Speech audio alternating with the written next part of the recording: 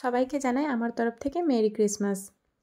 আমার মেয়ের আজকে ইচ্ছে হয়েছে যে আজকে একটু অন্যরকমভাবে মাংস খাবে, তো তার জন্য আমি কাজে লেগে পড়েছি। দেখো 1 কিলো মাংস নিয়েছিলাম, সেটাকে ভিনিগার জলে আর লবণ জলে কিছুক্ষণ ভিজিয়ে রেখেছিলাম, ওই 10 মিনিটের মতো। তারপরে তাতে দিয়েছিলাম একটু দই, টক দই, মিষ্টি দই, তোমরা যেটা পারবে সেটাই দেবে। আমি মিষ্টি দই পেয়েছিলাম, মিষ্টি দই দিয়েছি। এখানে আছে শুকনো লঙ্কা, একটু আদা আর একটু পেঁয়াজ রসুন বাটা একটু দিয়েছি, আর বাকিটা রেখে দিয়েছি, বাকি কষার সময় দেবো। তো সেটাকে ভালো করে ম্যারিনেট করে রেখে দিয়েছিলাম আধ ঘন্টা। তারপরে এখানে দেখো দুদিকে দুটো কড়া জ্বেলেছিলাম। এদিকে এক কড়াতে হচ্ছে ওই ম্যাগনেট করা মাংসটা, এদিকে আমি ভাজছিলাম। হাই ফ্লেমে ভাজবে, কারণ না হলে না মাংসটা না গলে যাবে। গলে যাবে মানে কি, ছেড়ে যাবে আর কি। এদিকে একটা কড়াতে আমি ঘিটা গরম করে নিয়েছিলাম, যেহেতু রাইস হবে তার জন্য কাজুটা ভেজে তুলে নিয়েছিলাম। আর এখানে মাংসর জন্য পেঁয়াজ আর টমেটো বলে রেডি করেছিলাম, বেটে নিয়েছিলাম। আর এদিকে রাইসের জন্য গাজর বিন এগুলো ভাজা হয়ে গেছে, এখানে মটরশুঁটি বাকি জিনিসগুলো সব রয়েছে, দেখাচ্ছি তোমাদেরকে। তারপরে হচ্ছে এখানে মাংসটাও ভেজে তুলে নিয়েছিলাম। মাংসটা আধ ঘন্টার মতন ম্যাগনেট করতে দিয়েছিলাম, তারপরে ভেজে তুলে নিয়েছিলাম। পুরো গ্যাসটা ফুলে দিয়ে আর কি ভাজবেন, না হলে না মাংসগুলো ছেড়ে যাবে। তারপরে পেঁয়াজ আর টমেটো বাটাটা ওই তেলেতেই আর কি আগে দিয়ে দেবে। লঙ্কা, কেউ লঙ্কা ব্যবহার করতে পারে, কেউ নাও করতে পারে। লঙ্কা, একটু দারচিনি, একটু জয়িত্রী, একটা বা দুটো এলাচ দিয়ে দেবে। এই ভালো করে পেঁয়াজ বাটাটা মিনিট 5 মতন ভাজবে। তারপর হচ্ছে বাকি মশলাগুলো দেবে। দেখো আমারও ভাজা হয়ে গেছে, সেখানে কিন্তু তেল ছেড়ে দিয়েছে। তারপর আমি মাংসটা দেবো। আর যেহেতু একসাথে করছিলাম রান্নাটা, সে কারণে ওইদিকে একটু রাইসটা বসিয়েছিলাম, রাইসেতে আর কি।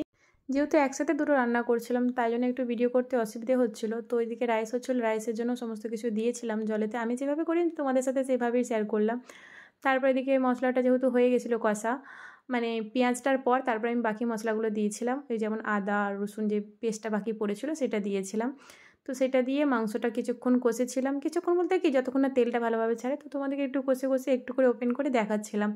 আলুটা আমি আগে ভেজে তুলে নিয়েছিলাম। তো যাদের বড় বড় আলু কাটবে, তারপরে ধরো যদি জ্যোতি আলু হয় তাহলে একটু সেদ্ধ হতে টাইম লাগে, তো সেটা তোমরা কষার সময় দিয়ে দেবে।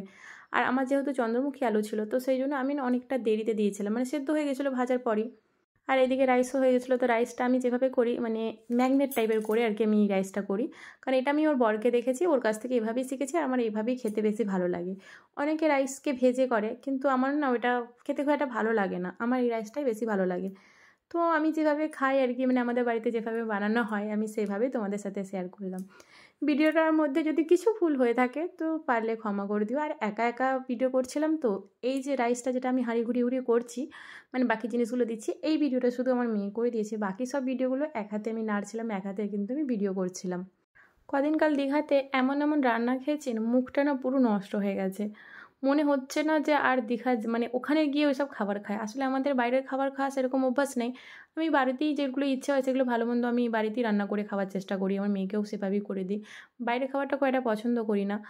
তো সেই জন্য বাড়িতে এসে ভালো করে একটু রান্না করলাম, ভালো করে একটু খেলাম। তো দেখো ফাইনালি মাংসটা কীভাবে রেডি হয়েছিল। আর বলো কেমন হয়েছে খেতে? সুপার। বাবু তোর কেমন লেগেছে?